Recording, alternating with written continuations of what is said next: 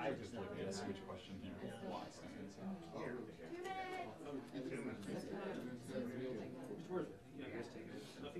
I doubt it. Is that a real 2 minutes or something? We do 2-minute warnings. Metric 2 minutes.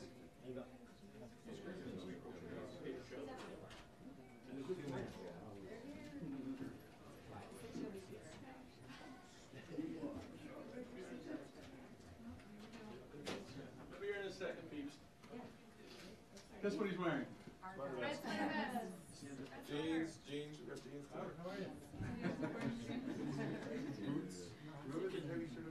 A scowl.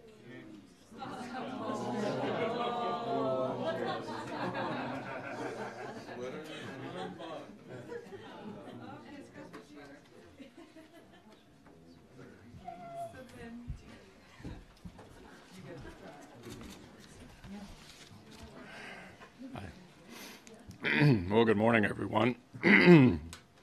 I picked a heck of a week to have laryngitis. I probably talked more yesterday than I have any day this year, and a little better this morning, so I apologize for sounding like Donald Duck. I've got my traveling clothes on. I'm ready to go to Louisville, Kentucky, my favorite place in the whole wide world, and I hope you all are heading in that direction as well. This has been a year of... You're welcome to come. Yeah, or wherever you're headed. Yeah. This has been a year of extraordinary accomplishment by any objective standard. The Supreme Court Justice, 50 years old, extraordinarily well qualified. His health holds out to be there for a very long time. The U.S. Circuit Court system was set up in 1891. Working with the administration, we've confirmed 12 circuit judges. It's the most in the first year of any administration since 1891.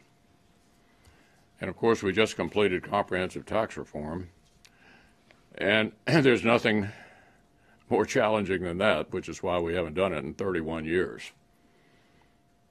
And this particular effort was even more challenging because 31 years ago there was a bipartisan agreement that it was a good thing to do. And I remember I had just gotten here. I was sort of a backbencher, not having much influence on the process, but watching it carefully. Dick Gephardt was for it. Bill Bradley was for it. At the end, it passed by a pretty significant majority. Going into this year, there would have been the opportunity for it to be done on that kind of basis as well. But whatever faint hope I had for that faded when I got a letter from all but 3 of the Senate Democrats right after the August recess describing what they thought comprehensive tax reform was about. And it bear little relationship to what we felt the country needed in order to get growing again. You've heard the arguments, so you're probably tired of hearing them, but the problem was that America was underperforming. Not a single year of 3% growth during the Obama years. We attributed that to excessive regulation and a failure to address the tax code.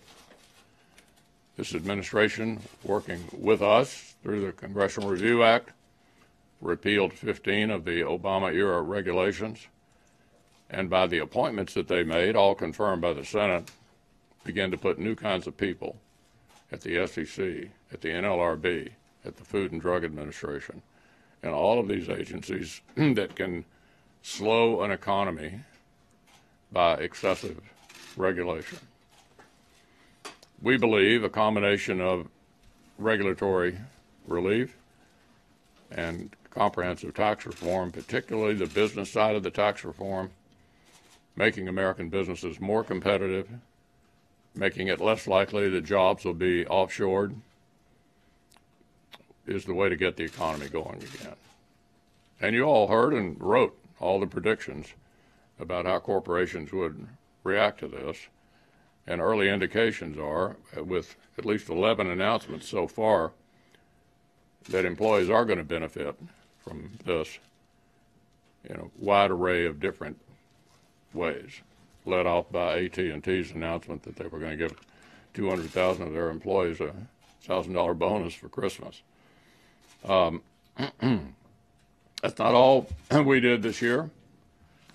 The National Defense Authorization Act, which authorizes the kind of spending the Defense Department needs to continue to carry out its mission. We addressed the opioids crisis again on the heels of what we did in the previous Congress with both the 21st Century Cures Act and the opioid bill. We passed several veterans bills, 2 budgets, disaster relief, FDA reauthorization. None of those make big headlines because many of them are not particularly controversial, but it's part of doing the job we were sent here to do. So I feel very good about this year, and I think we've made a difference for the country and beginning to move it right of center, which was the opportunity presented to us by the American people by having a president, a House, and a Senate. With that, I'll be happy to take your questions. Yes, ma'am. You and the president have both talked about 2018 being a year of more bipartisanship. What areas do you see as ripe for bipartisanship, and have you had conversations with your Democratic counterparts, and do they share your view on that? Well, I think one thing I can say about this year, it was pretty partisan. You know, most of the things that I mentioned, not all of them, but most of the big things I mentioned were done largely on a partisan basis. There's not much you can do on a partisan basis in the Senate at 52-48 or at 51-49, which will be the number for us next year. I don't think most of our Democratic colleagues want to do nothing. And there are areas, I think, where we can get bipartisan agreement. Let me give you a couple examples. Chairman Mike Crapo has come up with a revisitation of Dodd-Frank to give some relief to smaller financial institutions who were the sort of the collateral damage of Dodd-Frank. It had nothing, they had nothing to do with 2008.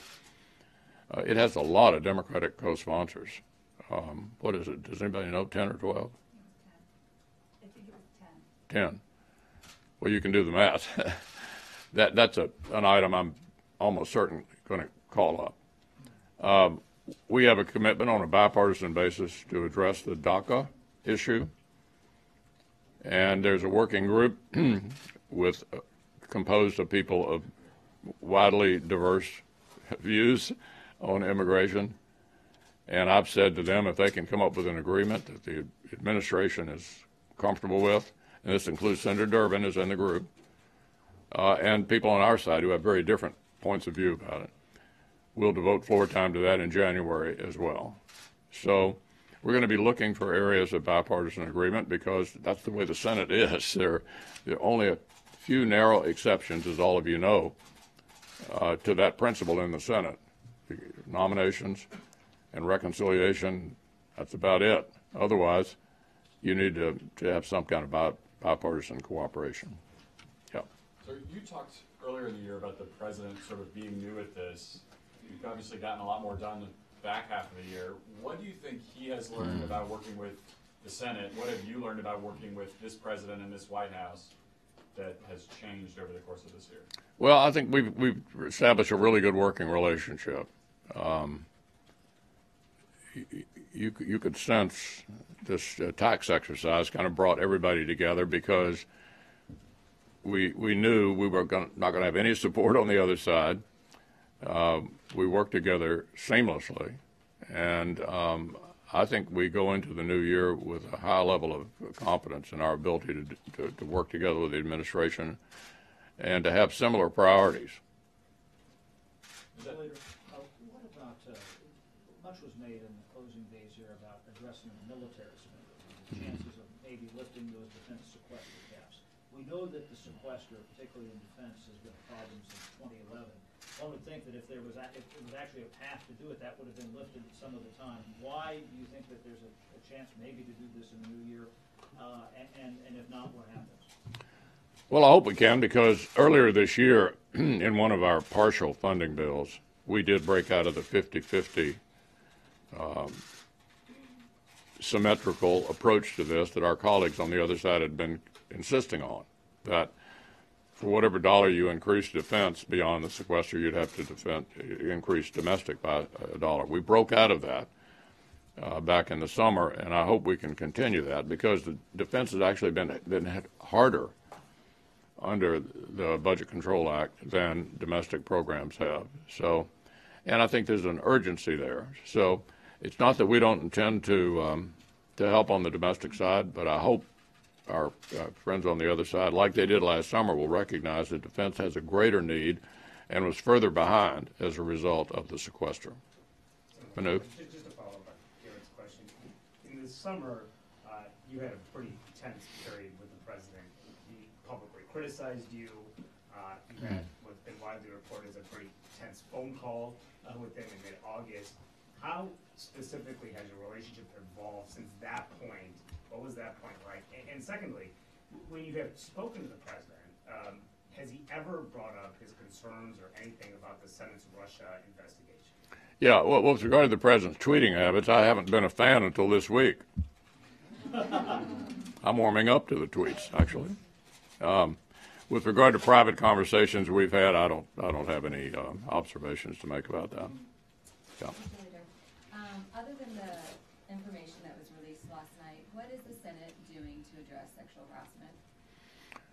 Amy Klobuchar and Richard Shelby are working to come up with proposals for us to make improvements, and we look forward to getting their recommendations, and we're addressing it on a bipartisan basis.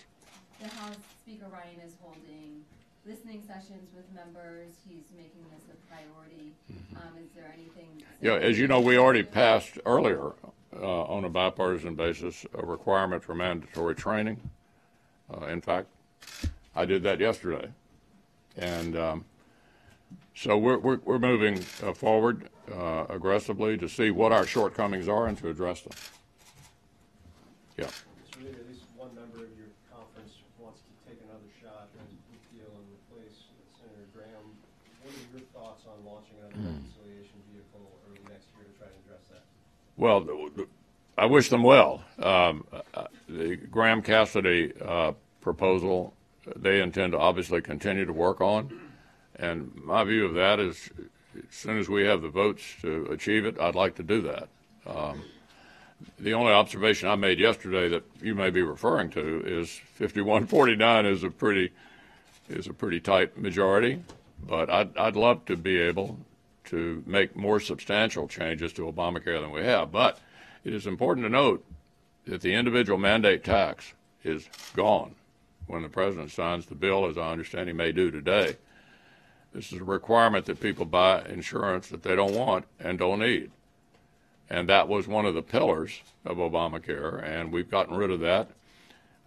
I'd love to see other changes, and we're going to be moving to bills that have enough votes to pass. And so I encourage Senator Graham and Senator Cassidy to keep working on it. They're very enthusiastic about it. As a follow-up, Cheryl. Senator McConnell, in the House, Speaker Ryan has been talking, I think, about welfare reform, entitlement reform. What's your outlook for that on the Senate agenda? Yeah, the president, the speaker, and I are going to be meeting, I believe, the first week in January to see about what we think the top priority items are for next year. Here's my only observation about entitlement reform. I've been here a while, and the only time we've been able to do that has been on a bipartisan basis. And it was a long time ago. It was Ronald Reagan and Tip O'Neill raising the age for Social Security, and that was before I got here, so it's been a while. The sensitivity of entitlements is such that you almost have to have a bipartisan agreement in order to achieve a result. It's a desperately needed thing. I've been talking about it for years, We had a missed opportunity during the Obama years when you had divided government, like you did with Reagan and Tip O'Neill, to address the long-term unsustainability of some of our most popular programs who currently don't meet the demographics of the country in the future. But it requires a bipartisan, sincere agreement to tackle it, and those pieces would have to be in place, I think, to be successful. And can you just specifically welfare reform? The Speaker and the President and I are going to talk about this whole area in a couple of weeks, and we'll have more to say about what the agenda is then. Yeah. Going into 2018, what kind of message would you send to folks like Steve Bannon who might try to nominate some candidates in these elections that might be a little bit more extreme than you were hoping, going in, hoping to hold on to a narrow majority? Well, you all are familiar that in 2010 and 2012, in at least 4 places, we, as a result of being passive in primaries, had nominees who could not appeal to a general election audience. That's 4 seats. 4 seats. In 2014, we changed the model, the business plan. And we continued with a different approach in 2016. What was the difference? We didn't nominate people who couldn't win in November. We took the Senate in 2014 and we held it in 2016 when most people thought we wouldn't. So the approach in 2018 will be the same. I and people who are allied with me, and I believe the White House will be in the same place I am, want to nominate people who can actually win, because I often, you all are tired of hearing me say this because I've said it fairly often, the people who win elections make policy and the others go into something else, go home, go into another line of work. So yeah, we're going to be supporting people who can actually win. How many of contests there'll be between well-funded people who are sure losers and people who can win is hard to predict because recruiting season is not over. But we've got some great candidates out there, and you're familiar with them. Martha McSally, Josh Hawley. We hope to land a few more in the coming weeks, and I think we're going to be very competitive. Do you blame Steve Bannon for Doug Jones being elected in Alabama? Well, let me just say this. The political genius on display, throwing away a seat in the reddest state in America, is hard to ignore. Senator McConnell, can we have your thoughts on Senator McCain, please? The finest person I've served with in my time here, and person for whom I have the greatest admiration, and we're watching him fight his way through this health struggle, and with great admiration, and we fully expect to have him back after the first of the year. The tax bill adds $1.5 trillion to the deficit by CBO's cost. We expect a budget cap deal next year and disaster relief that doesn't have offsets. Are you concerned about the impact this is having on the deficit? Well, I believe that the budget that Bob Corker and Pat Toomey negotiated, which allowed that deficit, will be closed if we can grow the economy 0.4% over the next 10 years.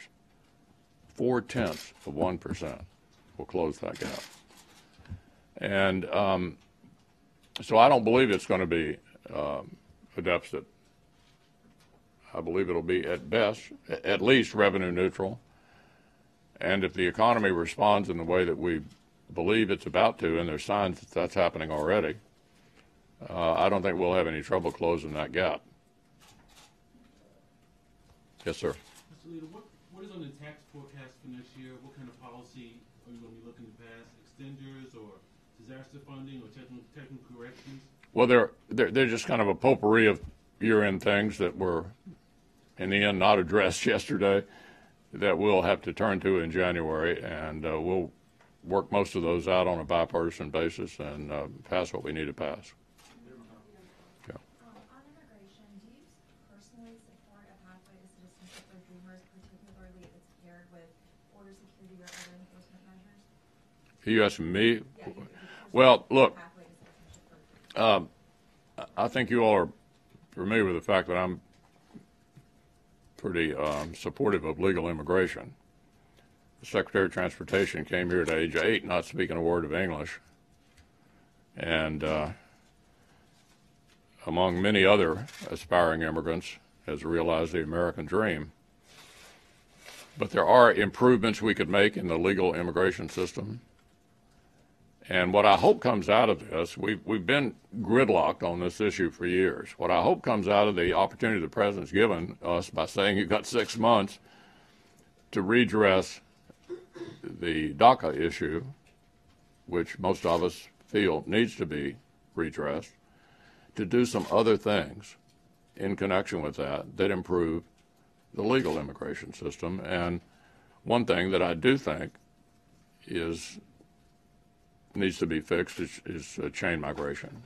So, but I'm prepared to look to this working group with Grassley and Durbin and Flake and different people of different points of view to come up with something that improves where we are, solves the DACA problem. And once they can do that, and the President's open to this as well, because we want to have a signature, we don't just want to spin our wheels here and have nothing to show for it, then I've said to my colleagues, we'll spend floor time on that in January. Yeah. Would you like to see the Senate Intelligence and Judiciary Committees wrap up their Russia investigations well before the midterm elections so that it doesn't get politicized as part of the campaign? Well, I'd like to see them wrap it up when they finish. You know, I trust Senator Burr and Senator Warner to do our part, which is there are other people doing other things, but our part is the investigation and whatever recommendations they can make that come out of it or findings they conclude. So I haven't said you've got to. It's not up to me to say when it's over. It's up to them to say when it's over. What I hope is that at the end we have a bipartisan report. If it's purely partisan, I don't think anybody will give it any credibility. So I hope those guys can stay together and tell us what happened and what we need to do to prevent it from happening again. Do you have any plans to visit Mar-a-Lago over the holidays? No. The closest I'm going to a bowl game in Jacksonville on January the 30th. That's about as close as I'll get to Mar-a-Lago. I'm going to take one more, Peter, and then I'm going to wrap it up. What is the likelihood that DACA can be wrapped up by the time that the government runs out of money again, and that you can avoid this bloody fight? Well, there isn't that much of an emergency there. The President's given us to March. But do you think Democrats are going to give you that long? I'm sorry? In the Senate, it seems like Schumer might be waiting to use that as leverage. Well, yeah, Schumer is trying to push it forward, and I understand that, but there is no emergency until March. And we'll keep talking about it and hopefully get to an outcome. Well, Merry Christmas, everyone. It's great to see you all today, and I won't miss you for at least 10 days. See you later. Do you have a good Christmas bourbon to recommend? A good Christmas bourbon to recommend from Kentucky? It's all really good. It makes the holidays so much better.